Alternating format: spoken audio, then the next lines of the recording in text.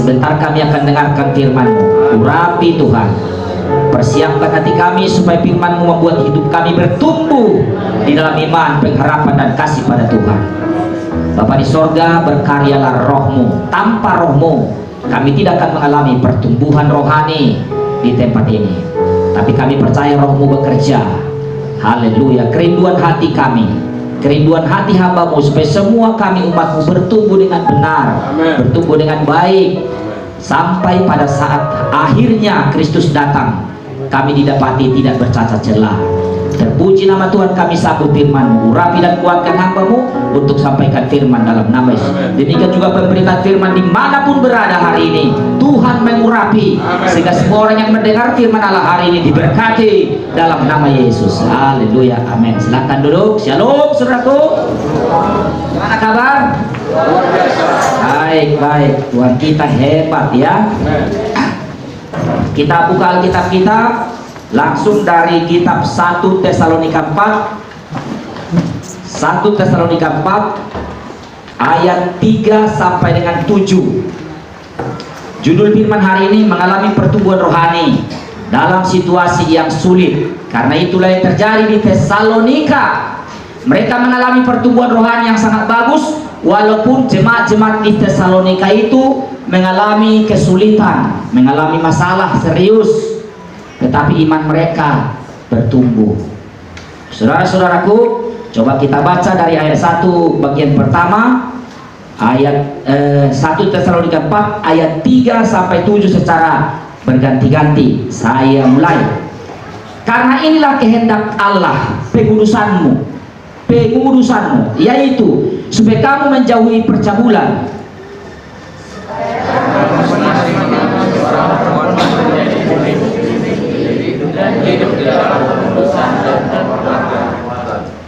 bukan di dalam keinginan hawa nafsu, seperti yang dibuat oleh orang-orang yang tidak mengenal Allah.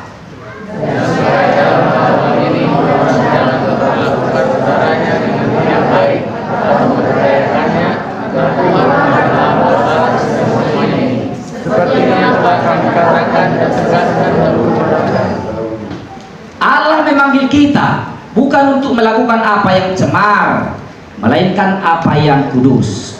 Saudara-saudara, jemaat-jemaat di Tesalonika pada saat ayat ini ditulis adalah jemaat-jemaat yang mengalami kesulitan. Itu diakui pada ayat-ayat sebelumnya, mengalami kesusahan karena di Tesalonika itu pertumbuhan agama pesat, baik itu Kristiani, baik agama-agama penyembah berhala sangat pesat.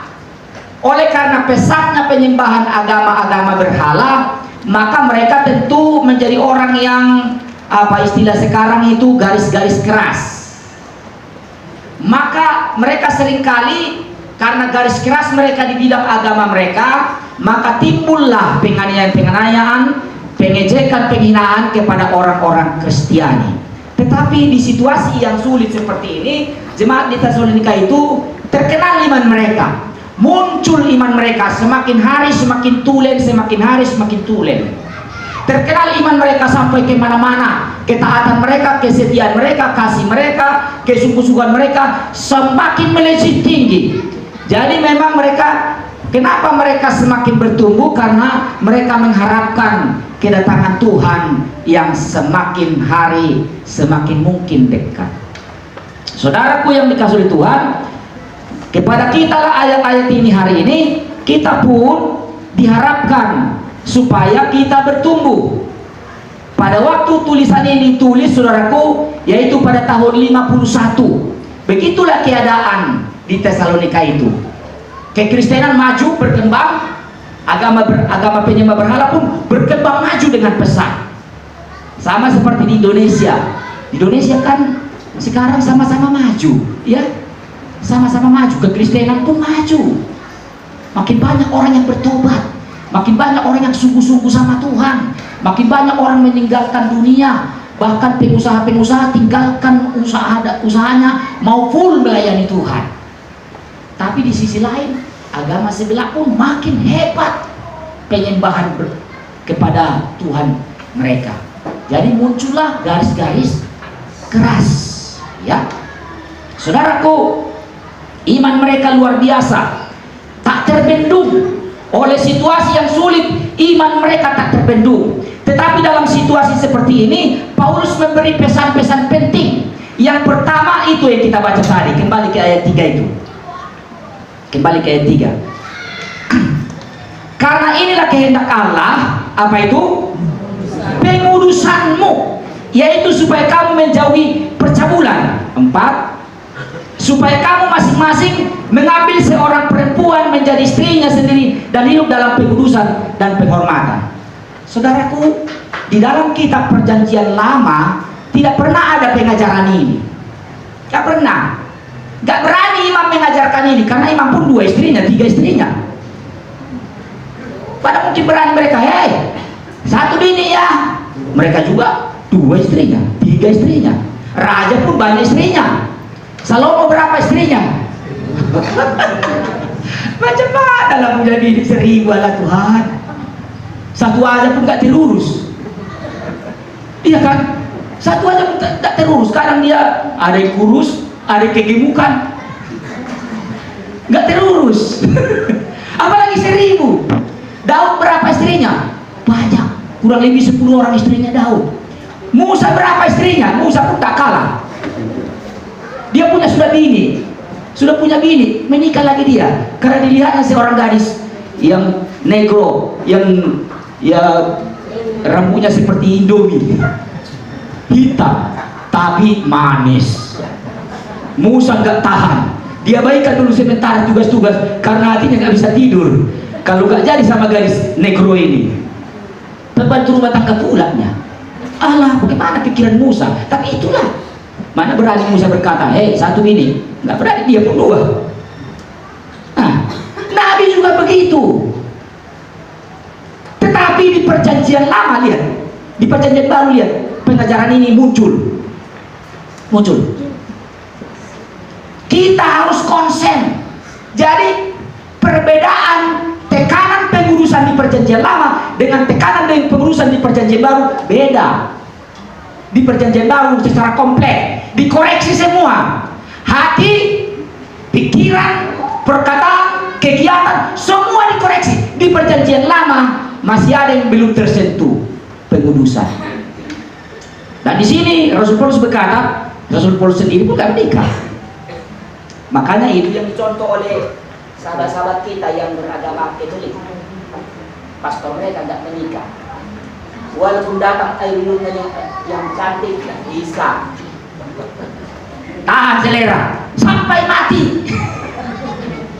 Padahal Tuhan berkata gak bagus manusia seorang, gak bagus. Kalau Tuhan berkata gak bagus, kita mesti sepakat. Haleluya. Tapi mereka niru Paulus. Kayaknya lebih hebat pengaruh Paulus daripada Tuhan Allah ngomong. Kalau kita nggak boleh begitu kan? Tetapi lihat perbedaannya. Makanya Paulus sini menekankan kekudusan dalam segala bidang. Di ayat-ayat lain, perkataan, niat hati, Yesus berkata begini, hanya memandang saja perempuan dan menginginkannya sudah berzina. Di Perjanjian Lama nggak ada pengajaran seperti itu. Di Perjanjian Lama nggak berani imam-imam mengajarkan karena si pengajar sendiri punya bini banyak. Tetapi di Perjanjian Baru kita lihat begitu konsentrasi itu hamba-hamba Tuhan di Perjanjian Baru untuk menekankan kekudusan, sangat ditekankan kekudusan. Yusuf misalnya, Yusuf saudaraku, ingat gak Yusuf dengan Maria? Begitu Maria sudah diketahui bahwa kehamilannya ternyata bukan bikinan orang, tapi dari Roh Kudus, Tuhan, malaikat bilang sama Yusuf, jangan kau segan ambil Maria menjadi bini kau, karena itu buntingnya bukan manusia bikin, tapi Tuhan Roh Kudus masuk di perutnya, di rahimnya. Akhirnya Yusuf setuju menikahi Maria. Tapi ingat, selama 9 bulan Yusuf tidak berani menyentuh istrinya.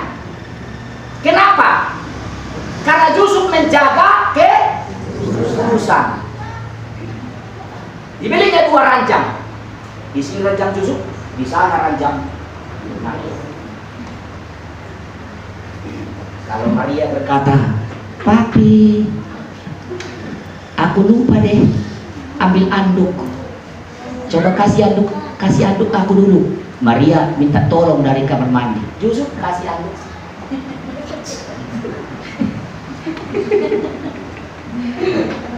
Ini saking menjaga kekudusan, luar biasa enggak? Berjabat tangan pun dia mungkin seperti sahabat kita, hanya kena sini aja. Coba berjabat tangan, pernah aku berjabat tangan dengan seorang sebelah, segini aja dia terus terikat. Mungkin dia pulang ke rumah langsung diringus tangannya, rendam 1 jam. Kalau kita berjabat tangan saja seperti itu kan, sap. Karena kita kan berbeda menilai kekudusan itu. Kekudusan itu di dalam hati, bukan soal jabat tangan. Ya kan? Saudara-saudaraku. Jadi di dalam perjanjian lama, di dalam perjanjian baru sangat konsen bicara soal pengurusan ini. Sangat konsentrasi, dipreteli sedetil-detil mungkin, sekecil-kecil mungkin. Jelas dikatakan, tidak boleh setiap orang harus punya 1 bini saja. Tidak bisa lagi. Karena tidak boleh hidup ini hanya ingin mencari kepuasan nafsu. Nafsu pikiran, nafsu daging, nafsu hati, gak boleh lagi. Keinginan-keinginan pun harus dibatasi. Amin, saudaraku? Harus banyak menahan keinginan. Sama seperti seorang ibu yang teliti soal belanja. Riksa bawang tinggal 3 kilo, oke, bawang. Cabai tinggal 1 kilo lagi, cabai. Dia berangkat sesuai dengan ukuran belanja yang sudah ditulis ke pajak. Sampai di pajak ada horden yang murah, buatan Italia, murah. Tahan nafsu. Tahan nafsu, ya kan? Ditahan selera. Karena ada yang penting, ada yang wajib, ada yang perlu. Kalau perlu, semua perlu, tapi tidak semua penting dan tidak semua maha penting. Makanya tahan selera. Seperti kita pun kadang-kadang tahan selera. Setengah jam lagi mau sampai di rumah udah lapar. Kita lihat ada lontong, masih buka lontong. Setengah jam lagi sampai ke rumah sudah lapar. Tahan nafsu, ya kan? Dalam segala hal harus banyak menahan sekarang ini. Dalam segala hal. Nafsu untuk marah, aturan mau marah, tahan. Kan? Aturan ada keinginan, tapi keinginan itu semua harus diseleksi betul-betul. Kalau itu bertentangan dengan hukum, tahan. Kalau itu bertentangan dengan kebenaran, urungkan niat. Kalau itu bertentangan dengan keadaan ekonomi, tahan. Kalau itu bertentangan dengan norma-norma, tahan. Lihat ini. Karena kita mau konsen dengan pengudusan. Konsen dengan pengudusan. Peduli dengan pengudusan. Pernah saya, saudara-saudaraku, pergi ke Kampung Lalang, belanja sama istri saya. Jadi ada seorang bapak mencincangi daging ayam. Ada yang pesan 1 kilo, ada yang pesan setengah kilo, ada yang pesan tidak porsi. Datang seorang ibu-ibu yang cantik, berhenti dia. Langsung itu diladeninya duluan. Yang lain dia bilang, "Ibu, mau beli apa bu? Berapa kilo bu?" Dia banyak dia cerita. Yang lain pun agak berbisik-bisik. Begitu datang ibu yang satu ini terus kamu abaikan kami katanya. Memang kalau datang yang cantik saya jadi gak konsen katanya. Jadi gak konsen dia. Kenapa? Karena tidak menjaga kekudusan. Coba dia punya istri di situ. Ada sama-sama kerja di situ. Mak pulang kau dulu mak.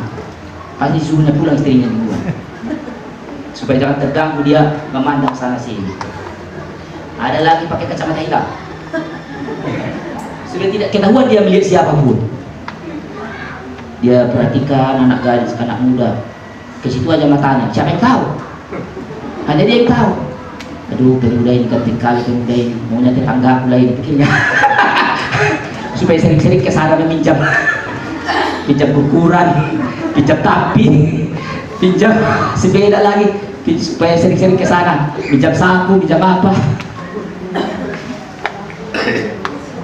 Tapi kita anak-anak Tuhan, kita teruskan pesan ini. Serius soal pengudusan. Amin saudaraku. Seperti si Yusuf. Kenapa? Karena supaya sampai Yesus datang, kita semakin tak bercela, tak bercacat di hadapan Tuhan. Bukan hanya mata yang perlu dikuduskan, tapi mulut perlu dikuduskan. Makanya nggak sembarangan bicara. Bukan hanya mulut, tapi pikiran, hati, tangan, semua menjadi sempurna dalam seluruh hidupku.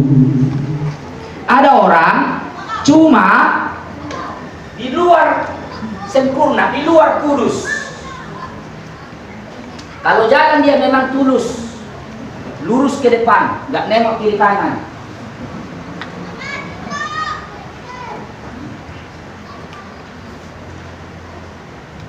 Ketemu dengan orang, ya. Tapi hatinya siapa yang tahu?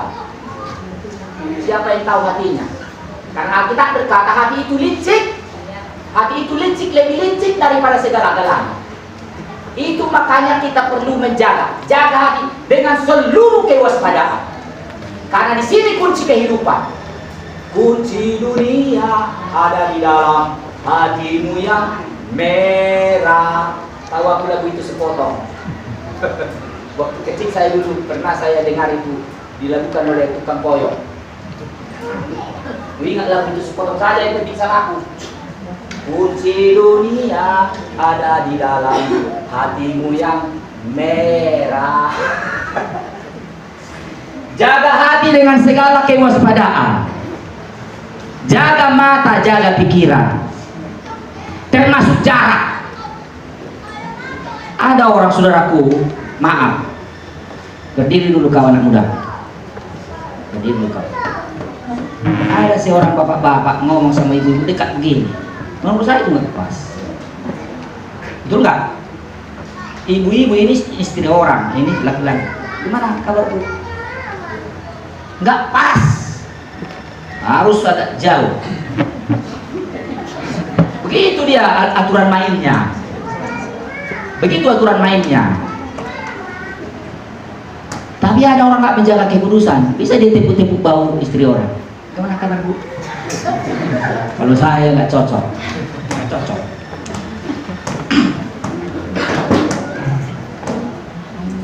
Di dalam perjanjian baru, konsentrasi soal kekudusan ini dalam segala hal betul-betul saudaraku di apa? Dipreteli sedemikian rupa. Supaya hati kita kudus, pikiran kita kudus, mulut kita kudus, tangan kita kudus, mata kita kudus, kudus kita di hadapan orang, kudus dalam kesendirian. Dalam kesendirian kita harus tetap kudus.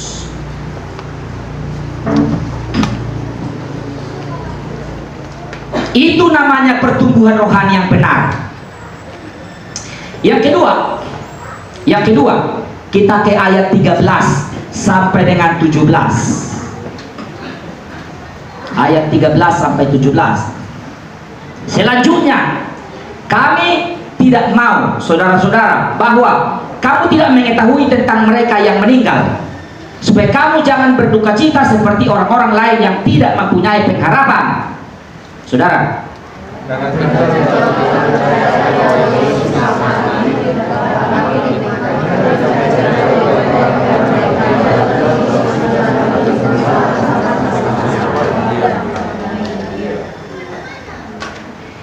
kami katakan kepadamu dengan firman Tuhan, kita yang hidup yang masih tinggal sampai kedatangan Tuhan sekali-kali tidak akan mendahului mereka yang telah meninggal.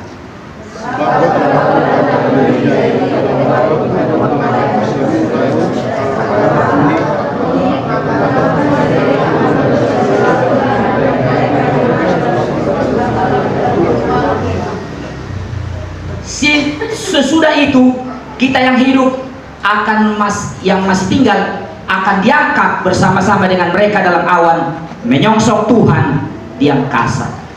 Demikianlah kita akan selama-lamanya bersama-sama dengan Tuhan.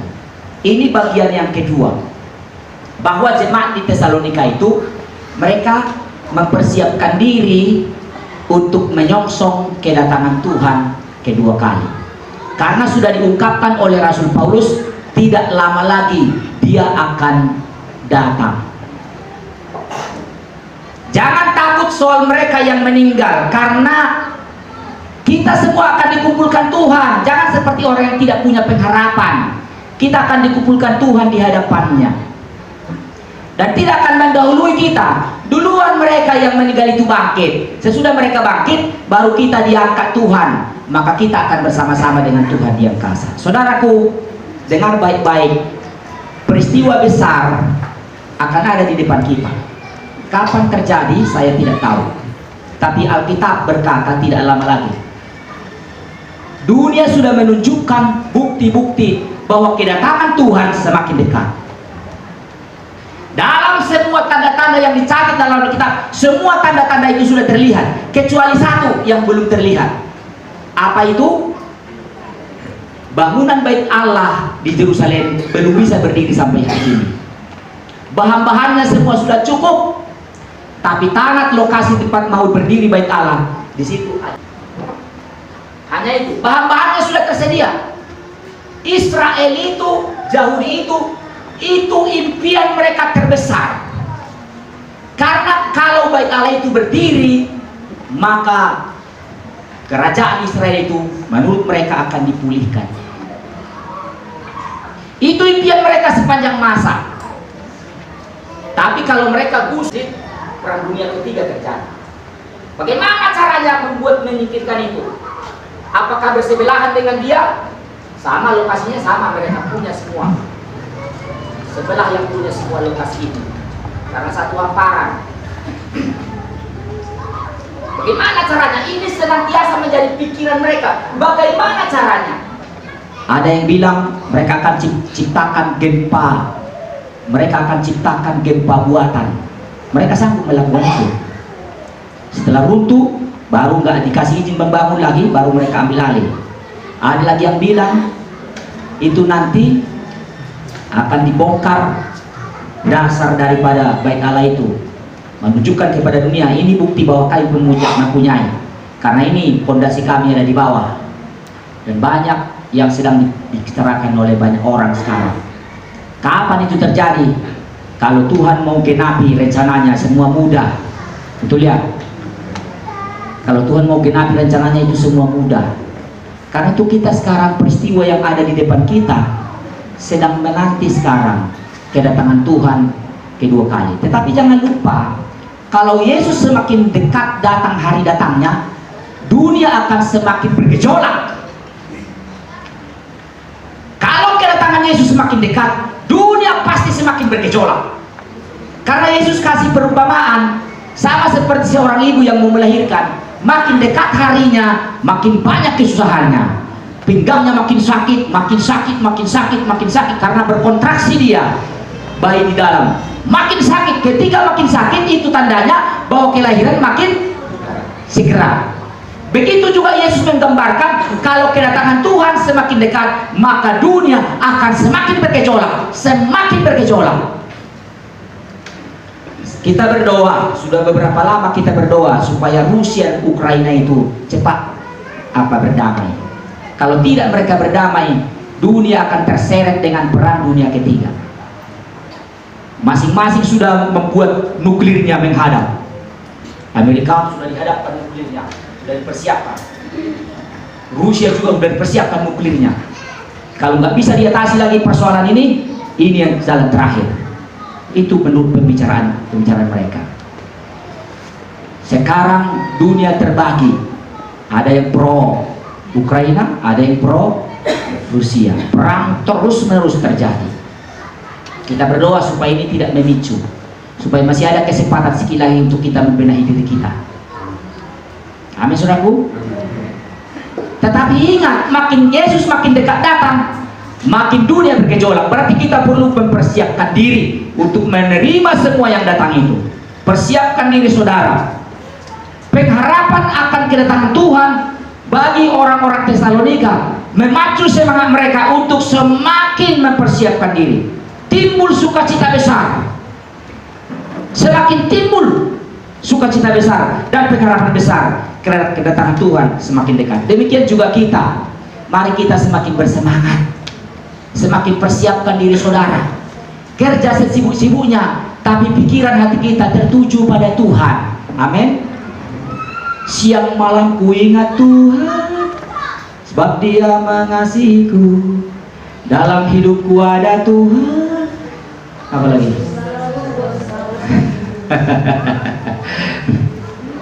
Saya suka nyanyi, saudara-saudara. Suka nyanyi saya. Yang terakhir kita baca ayat 18. Ayat 18. 1, 2, 3 ya. Karena itu hiburkanlah seorang akan yang lain dengan perkataan-perkataan ini. Perkataan-perkataan ini. Yang ini yang mana dimaksud? Tadi kedatangan Tuhan itu.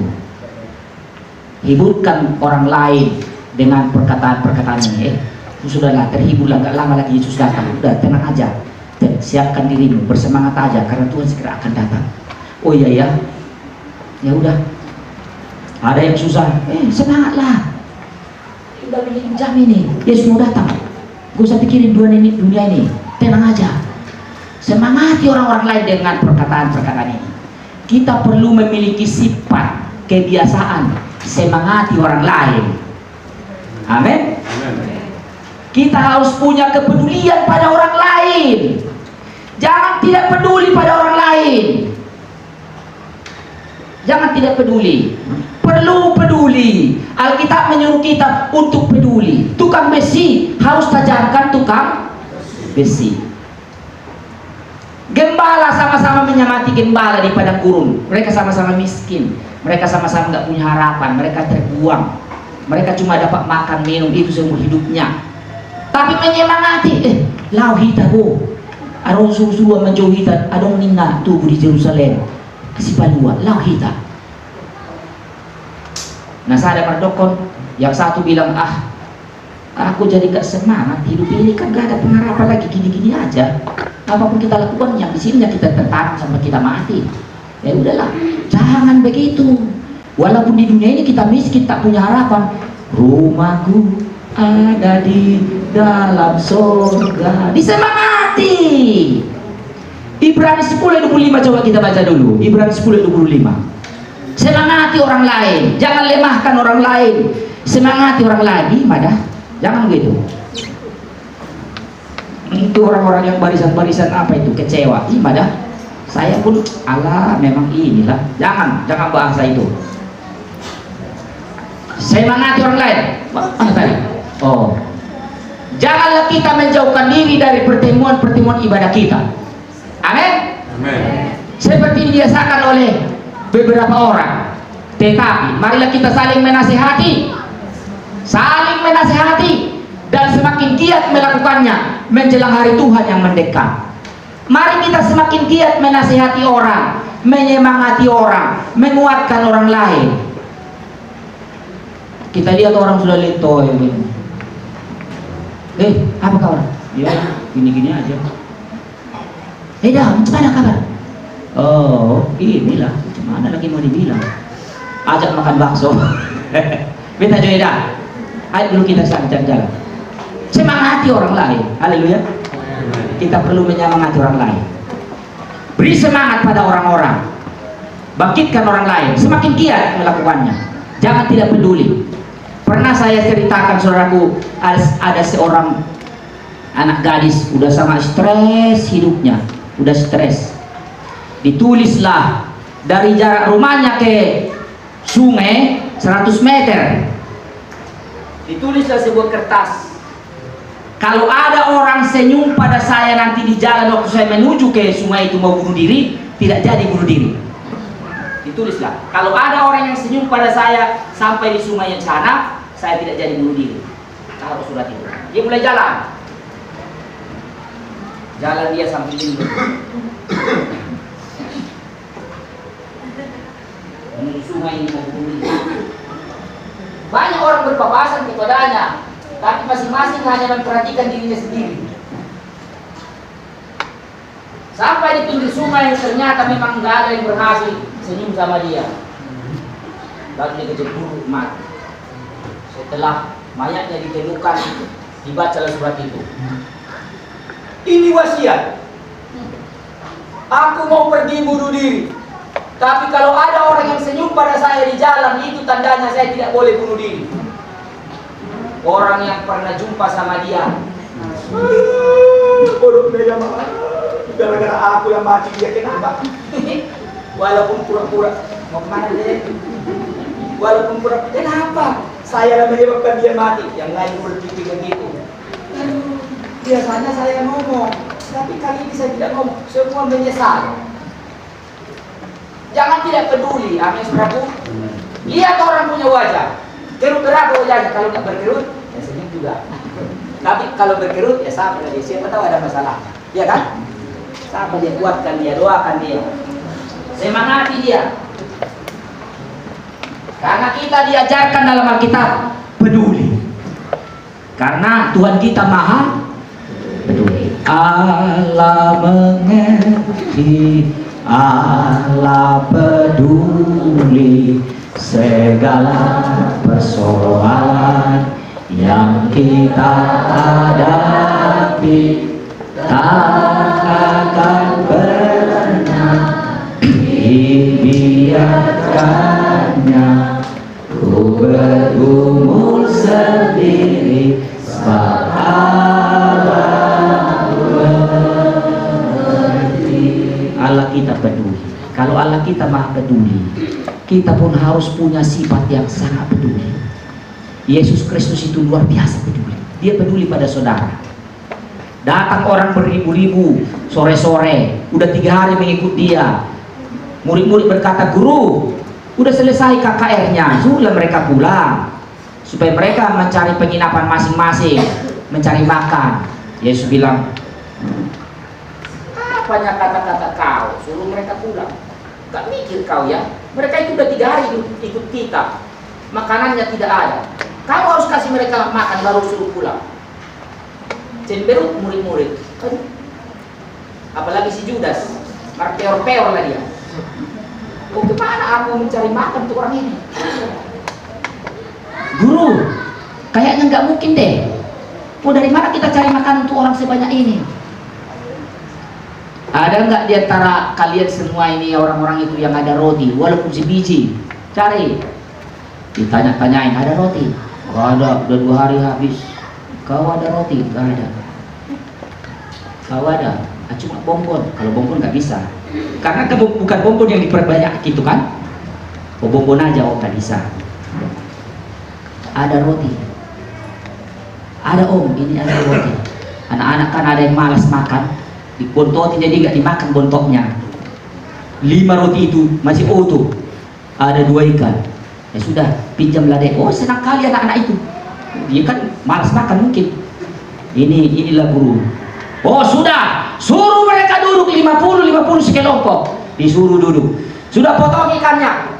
Disuruh 1 orang potong karena cuma 5 biji. 1 orang aja mengerjakannya.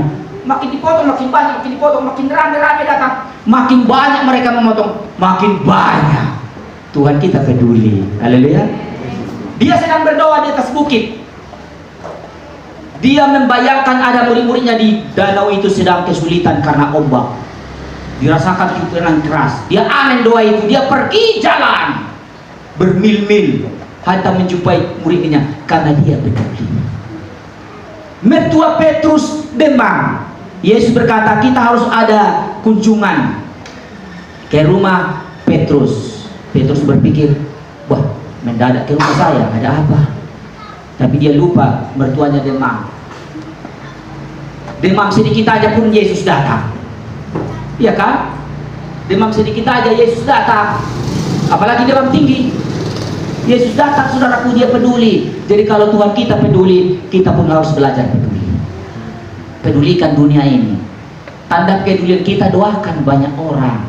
Sebanyak-banyaknya kita doakan orang. Tetangga kiri kanan kita doakan. Keluarga kita di kampung, mereka hidup sederhana. Mereka nggak pernah kenal santai, pagi sampai malam di ladang. Mereka tidak punya pengharapan apa-apa. Pedulikan mereka, doakan mereka, kirim kabar pada mereka. Undang mereka hari-hari Natal datang, beli baju pada mereka, jahitkan pada mereka pakaian.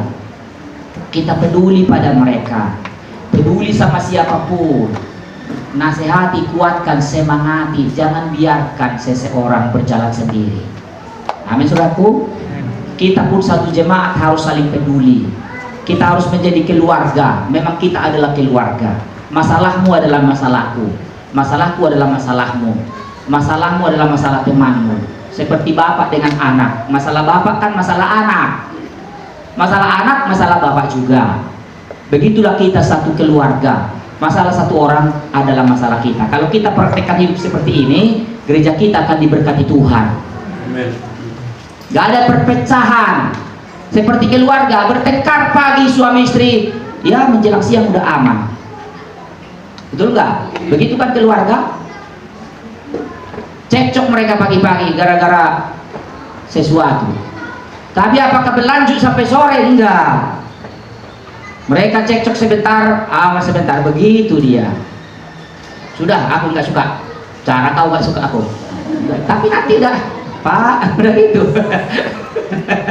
Dah ada mereka. Begitu juga bapak dengan anak. Bapaknya lagi, sini kau. Tapi nanti, Pak, ayo.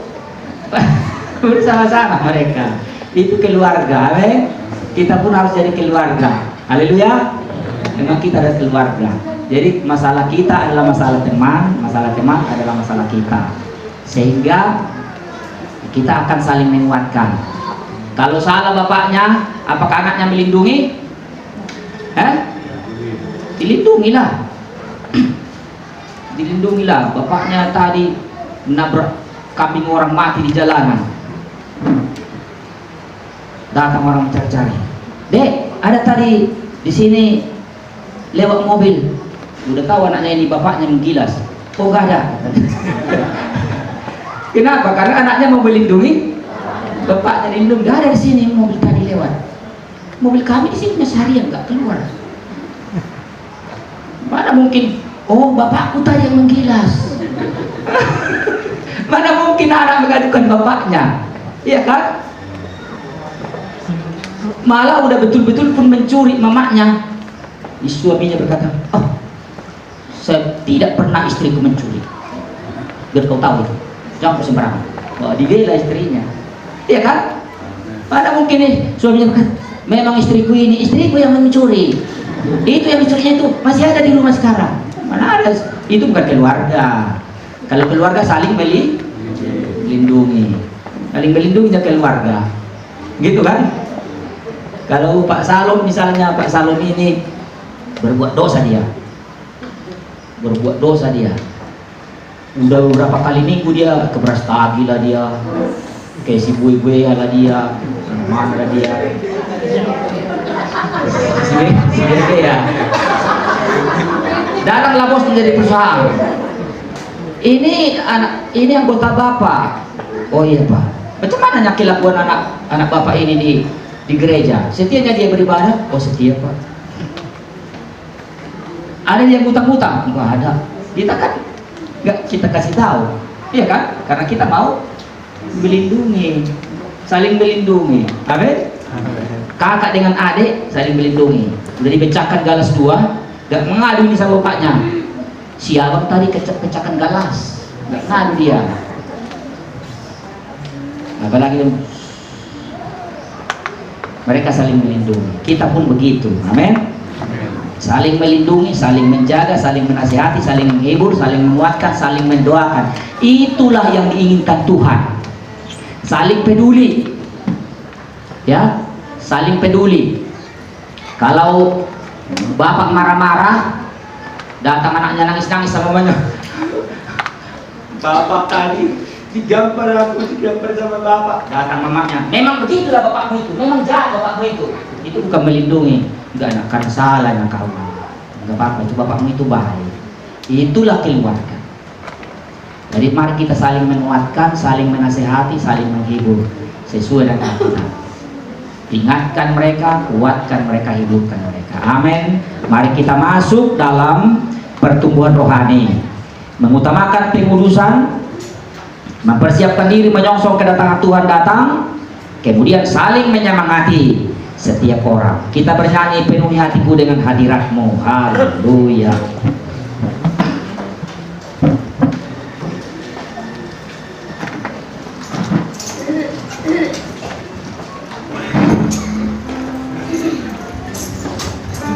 Glory Yesus, haleluya.